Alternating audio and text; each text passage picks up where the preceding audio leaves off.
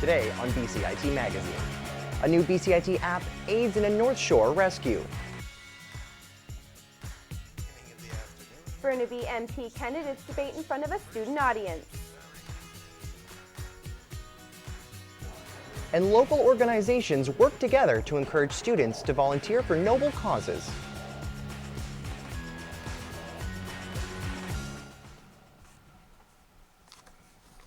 Hello, and welcome to BCIT Magazine. I'm Mitchell Flan. And I'm Tara Harvey. An app developed at BCIT has become part of the standard equipment used by local rescue teams. My co-anchor, Mitchell Flan, got the story while rescuers scrambled to save the lives of 2 lost hikers. Rescue workers worked tirelessly throughout Tuesday night and Wednesday morning to track down and evacuate 2 lost hikers on Seymour Mountain. Once they were located, it took 4 teams of workers to block the trails and hone in on their position. The subjects are located somewhere in this vicinity. The hikers may have never been found without proper, quick communication and the right equipment. Rescuers are now using a location mapping app named Track Commander, developed at BCIT with Martin Caldwell of Lions Base Search and Rescue. It's basically designed that it automatically picks up the location from the cell phone and transmits it via emails every 5 minutes, which are then tracked on the map. So it's a fully automatic tracking system, and the people using it don't have to have a special device. They just turn on their phones. Rescuers in the field agreed that the app is necessary to quickly communicate on the go with minimal equipment.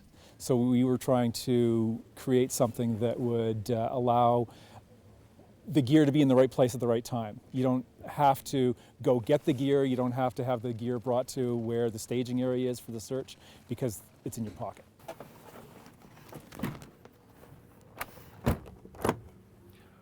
With millions of dollars of state-of-the-art technology at their disposal, it's funny to think that rescue workers are finding benefit from a simple app developed by students at BCIT. In North Vancouver, Mitchell Flan for BCIT Magazine. Canadian journalist Mohamed Fahmy has been released on a presidential pardon after spending months in an Egyptian prison. Celebrities, politicians, and supporters have been rallying for Fahmy's release after he was charged with terrorism-related offenses in 2013. Fahmy and his colleague Bahir Mohammed were among 100 people, including dozens of prominent human rights activists, pardoned by Egypt's President Abdel Fattah el-Sisi. We're now joined by Jessica Fedigan, who has more details on Fahmy's release. Jessica, what can you tell us? Well, Mitch, as we know, Fahmy was one of the prisoners pardoned by the Egyptian president. After being convicted in June of 2014, he was then granted bail in February of this year after a retrial was ordered. He was then sentenced to 3 years in prison in August before being released the other day. So what are his plans now that he's been released? Well, first he will celebrate, and then Fahmy will be coming here to UBC in Vancouver, where he will be a professor at the school's journalism program. At the school's journalism program. He was supposed to start that job in September, but was delayed because of being sentenced to 3 years in prison in August. Back to you guys. The Telus Theatre at BCIT's Burnaby campus was filled with spectators this week, with the BCIT Student Association hosting the Burnaby All Candidates debate. Adam Pankratz of the Liberals, Kennedy Stewart from the NDP, and Wyatt Tassari of the Greens debated and deliberated ongoing issues and party platforms. With the candidates in the spotlight, things started to heat up. We have Mr. Adam Pankratz, representing the Liberal Party of Canada.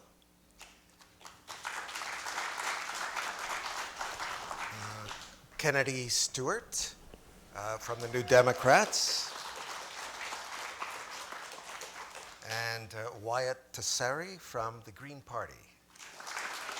And we didn't hear anything real from the NDP in terms of money. We're responsible. The Liberals are just desperate to win this election. The basic science is there. We have to phase out fossil fuels. We can kick and scream and hum and hope and pretend it doesn't exist, or we can just roll up our sleeves and deal with it.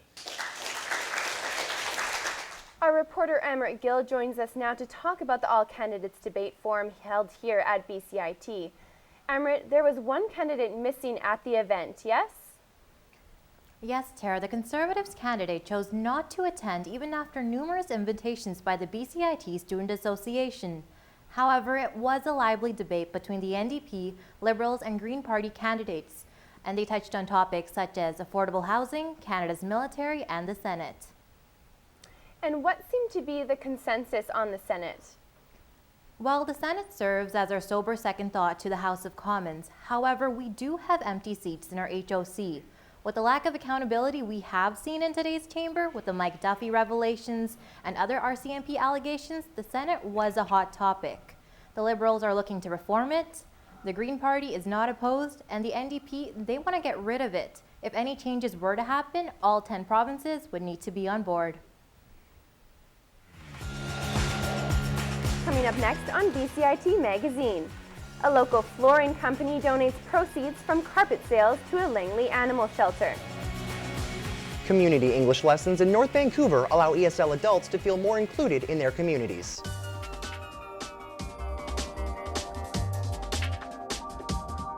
I chose BCIT because I know that all the programs are very hands-on. We have our own radio station. Like it's one of the best programs that I've ever heard of. I am starting a job on Monday, so confidence is high. Honestly, I didn't think it was going to be this fun.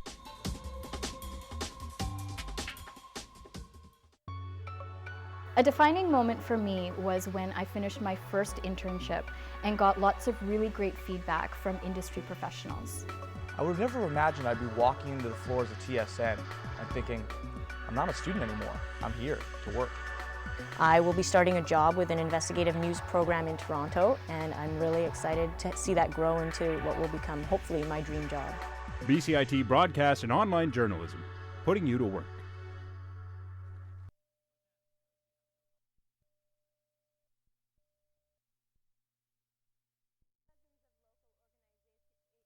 Organizations gathered at Simon Fraser University this week to promote community engagement by holding the school's annual volunteer fair. My co-anchor, Mitchell Flan, volunteered to check it out. That's my next project.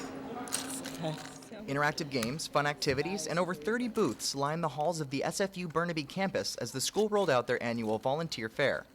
The school's goal is to have students speak face-to-face with local organizations to create internship-like opportunities with charitable foundations instead of local businesses.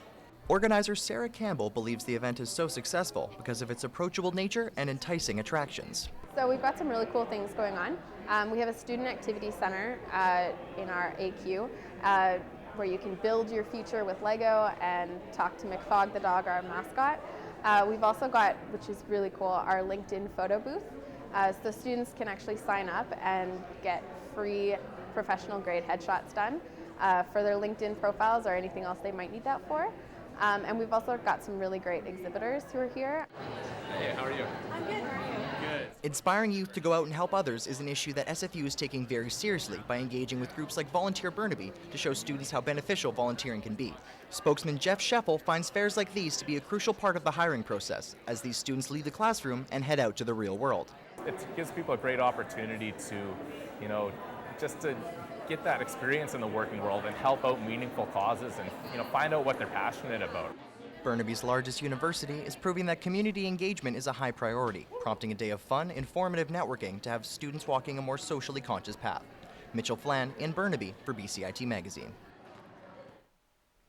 A local flooring business is teaming up with a Langley animal shelter to help fight animal homelessness. Jessica Fedigan tells us exactly what the company is doing to help. Lulu and Daisy are just a few of the dogs currently in the Langley Animal Protection Society's care, looking for homes, but the problem is even bigger with cats. The highest incidence of homelessness is really amongst cats. We estimate there are about 22,000 unowned cats living on the streets of Langley. That's a mix of probably once owned and free-living cats and also feral cats. Local flooring company New Floors decided to step in and start a fundraiser for LAPS to help raise money for animal homelessness and adoption. We have a lot of repeat customers, and what those customers have told us is that their pets are very important to them, as well as their community being important to them. This is the second year that New Floors has donated $1 from every square yard of the Stainmaster Protect carpet to LAPS. New Floors says they even had people waiting until September to buy carpet so they could help LAPS. When Stainmaster came out with the Pet Protect carpet, we saw that as an opportunity to partner with LAPS and to show our customers that pets are important to us as well. And LAPS has such a great program. They really rely on donations for funding. So it was just a really good opportunity for us to help them out. It's amazing when the community gets involved. We actually couldn't do what we do without local support of donors and businesses who will support us. We get about a third of our budget every year from donations. There's about 1 week left to buy carpet, with the proceeds going to LAPS to help out Lily, Daisy, and Lulu. Jessica Fadigan in Aldergrove for BCIT Magazine. For some, moving to a country that speaks a different language can be very difficult. But a community in North Vancouver has created a program to help those new to Canada learn the language and culture. Chris Brentlinger-Grant has more. Mi-Suk Choi moved to Canada in 2005, but she knew nothing about the country or how to speak English. After some very frustrating months of not being able to communicate, she found out about adult ESL classes run by volunteers at her new church, Highlands United. Mi-Suk now speaks English well and credits much of her newfound confidence to the lessons she learned in these classes. Since I improved English in Highlands United Church, and I'm getting some, more confident to speak English, and I'm not afraid of speaking in friends in Highlands United Church. Linda Grevin is a former public school teacher. She's volunteered at these classes ever since she joined the Highlands congregation 3 years ago. They learn how to handle things like what do they do if they get a parking ticket, what do they do if they get a visa statement that's incorrect, and they help one another and support one another with that, and that's what makes part of this a community. Students learn by talking to their instructors and their classmates. They also write down thoughts that relate to a different topic every week. We're going to talk about peace today. Peace is the topic for the whole morning. Through talking about faith and relationships, these classes provide an outlet for adults who struggle with English to succeed in their new country. Chris Brentlinger-Grant, North Vancouver, BCIT Magazine. Intramural sports are a great way for students to meet people in different programs and blow off steam through exercising. BCIT presents the opportunity for students to play many sports this semester, and the games begin soon. Classes have been in session for 2 weeks, and that means that it's time for intramural sports to begin. However, even with a wide variety of options to choose from, staff have seen an increase in the number of students wanting to play one sport in particular. Right now it is registration time for us, and so on Tuesday night we actually had 15 teams registered for dodgeball, which is the largest number we've had so far, so we were really excited about that. The fall semester registration deadline was yesterday, but students can still play if they join a team with fewer than 12 players. And per BCIT tradition, all winning teams will spend a year with their team photo on the Wall of Champions. Coming up next on BCIT Magazine, the BC government is set to release new regulations on certified organic products. And jack-o'-lanterns may be endangered thanks to a warmer than average summer. The most rewarding thing for me has been the relationships I developed in the program, both with instructors and classmates. My sense of confidence has never been higher. I mean, this program's offered great opportunities to be in real world, real industry situations, and being in those moments and knowing I can contribute, I can do this. It's exciting to be in this industry and to meet lots of great people and to make amazing friends. BCIT Broadcast and Online Journalism, realizing your potential. Standby graphics, ready camera one. If you want to experience the fast-paced world of news, Today on BCIT Magazine, striking, make magic on a movie set, frame, and action, or bring your creative ideas to life, BCIT's hands-on training will get you started. BCIT Television and Video Production. Your possibilities start here.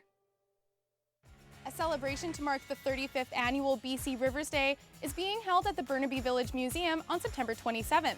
The Day of Fun will include entertainment from award-winning children's artist Will Strowett. You can catch the fun from 11 a.m. until 4. The 5th annual Culture Days is happening across Canada on September 25th to September 27th. The nationwide movement was created to help Canadians engage with their communities and the art and culture within them. To find out what's going on near you, visit culturedays.ca. On September 26th, the Burnaby Farmers Market is the place to find locally grown produce, prepared food, and crafts. There will also be live music, a used book exchange, and a games table. You can enjoy the festivities from 9 a.m. until 2. And that's this week's community calendar. For more information, follow us on Facebook at BCIT News and on Twitter at BCIT News. The BC government has announced that new regulations on certified organic products are set to be released this week as National Organic Week kicks off. My co-anchor Tara Harvey has more on that story. Lorraine Ashdown would love to eat a fully organic diet, but says it's not always possible. I find the problem with organic food is that it's usually cost 25% more than the other items that I'm looking for that aren't organic. So it really, to me, is a matter of cost.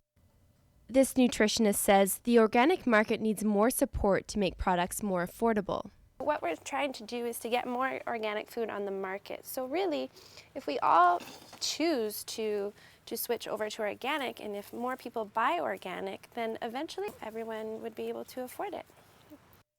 One deterrent for consumers is the confusion between what's organic and what isn't. The BC government is set to regulate the use of the term organic with a certification. Up until now, any farm in British Columbia could use the word organic to describe their product. But Trumpeter says it can get even more confusing. When you go to your local farmer's market, you will see some signs say organic and some don't say organic. That doesn't mean that they're not organic. So you just talk to your farmer and say, are these organic? Yeah, they are, but we can't afford the certification. For those wanting to get on board with an organic diet, Trumpeter offers this advice. Try not to be overwhelmed. Easier said than done. I was overwhelmed when I, kind of made this transition, but there's a lot of really good information out there. Tara Harvey in Vancouver for BCIT Magazine. Finding the time to prepare healthy meals can be a real struggle for almost anyone, and being on a student budget doesn't make things any easier. For those who are sick of eating ramen noodles every night, our reporter Madison Arota found out how to eat well on a tight budget. Cooking your own healthy meals is expensive enough, but when one is on a student budget, it can feel as though it's impossible. And you go to the grocery store and it's overwhelming, and I think especially when you're young and you're just starting out, it's hard to know what's healthy and what's a good value if you don't have a price point to compare to. White started blogging about food years ago. Being a teacher at UBC, her posts naturally attracted young people. They soon became a go-to source for tips and tricks when cooking on a student budget.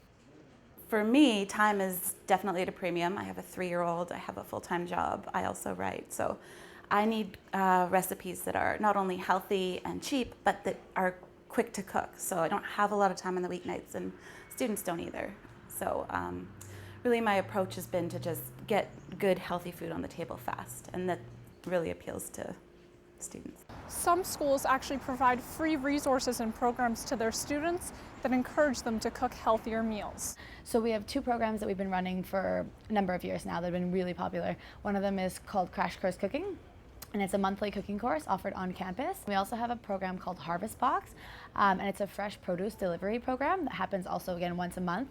And so basically students come to our office and order a box, and then it's delivered at the end of the month. 2 of the biggest challenges that students face when it comes to cooking is time and money. White recommends going to smaller local markets for produce and also planning ahead. Just take a little bit of time and do a little more when you are cooking. So for example, if you're cooking rice, cook twice as much as you would normally eat. Save the other half. You can cook a fried rice dish in 10 minutes another night of the week, so that saves you time. The name of White's blog and recipe book, Well Fed Flat Broke, isn't a joke. She proves that you can truly be well fed on an almost flat broke budget. Madison Arota in Vancouver for BCIT Magazine. This summer's wildfire season has been one of the worst BC's seen to date. Studies at the UBC Forestry of Science Center tell us this could be the new norm. Joey Wilson visited the center to find out why. Research from students and faculty at UBC are looking into the factors that led to the severity of 2015's fires. A firefighter that was based in southeastern BC tells us what he experienced this year. It was really busy for us, and it kicked off in Cranbrook in mid-June, and a lot of the vets were saying that was a lot earlier than usual. I saw the most intense fire behavior of the season. The studies here at UBC are looking at how we manage our forests and how the fires change from our interactions with them. This year, the weather conditions are a little bit unusual in that fire season started early and had that compounding effects of both drought and high temperature. Those conditions that we consider extreme this year are what are projected to be the average as we move forward towards 2050 and 2080. By looking at the fuels, we can look at things like the severity as well as how fast the fire could move through the landscape. In some parts of BC, the forest fires were burning through forests that have a lot of dead trees in them, and there the fuels, instead of being like a campfire, are more like a bonfire. More than 300,000 hectares of BC burned from the wildfires this year. That is equal to about 500,000 football fields. The UBC students and teachers are hoping their hard work will help prevent bigger fires in the years to come. Joey Wilson in Vancouver for BCIT Magazine. Canada currently holds the top of the music Billboard charts this week. Artists The Weeknd and Justin Bieber take first, second, and third right now with 2 songs from The Weeknd. And there can only be one Batmobile. The likeness of the car won't be able to be replicated without direct permission from DC Comics anymore, after a federal ruling from a DC Comics lawsuit against a man profited from his personally built knockoff versions. Halloween cannot be moved. So what happens when pumpkins ripen a month too early? Eric Blow spoke to one pumpkin patch owner who isn't worried about this year's jack-o'-lanterns.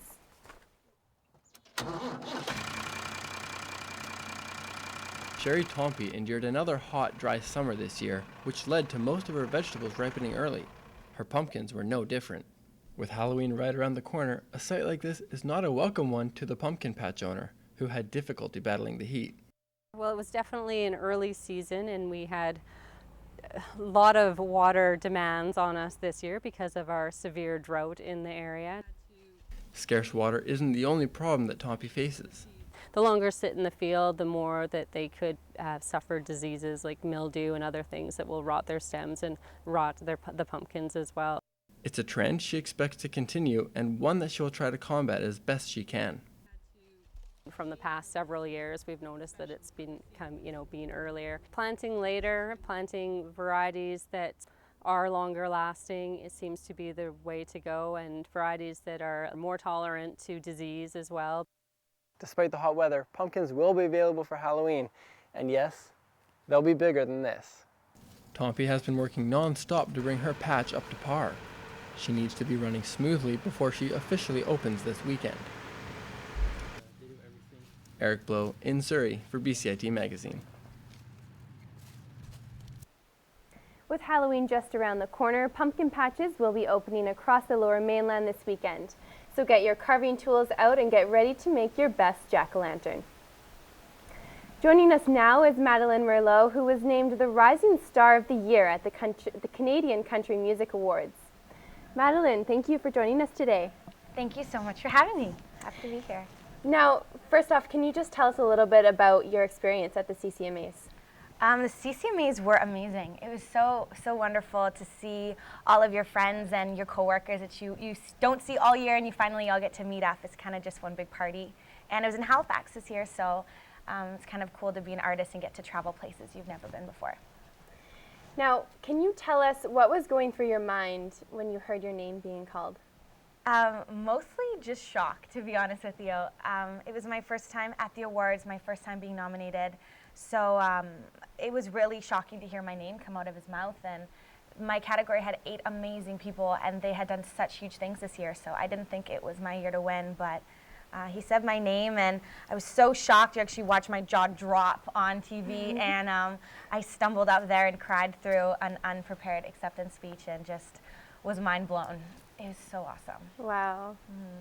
Now, was there anybody in particular that you met at the CCMAs that stood out to you? I met a few people, a couple artists that I'm huge fans of. One in particular, Paul Brandt, who I'm going on tour with in the fall with Dean Brody. I'd never met him before, and he's one of the most decorated Canadian country music artists ever. So I fangirled like a loser and was super nervous talking to him, but he was really nice. Now, what's the next step for you? The next step, like I said, I'm headed out on tour in the fall with those boys. Stoked to be on that tour. Back in Vancouver for the BC Country Music Awards when I'm nominated for Female Artist of the Year. So. Wow, congratulations. Thank you so much. So now, can you tell us a little bit about your new single, Honey Jack? Yeah, for sure. The new single, Honey Jack, was written in Nashville with two amazing women, and it was fun writing it, fun recording it, and fun releasing it. And I'm 21, and I just wanted to release a song that people could have a drink to and relax. So before you leave us today, would you be so kind and sing us a little bit from the single? Sure. Oh, honey Jack, in our glasses, kissing me, slow as molasses, strong and sweet, just like me, want another round of that. Well, toss it back and let me be your honey Jack. Wow, thank you. Thank you so much. Such a treat to have you here. Thank you for having me. Thanks for joining us. If you have any questions or comments regarding this program, please visit us online at bcit-broadcast.com or bcitbroadcastnews.ca. I'm Tara Harvey. And I'm Mitchell Flann.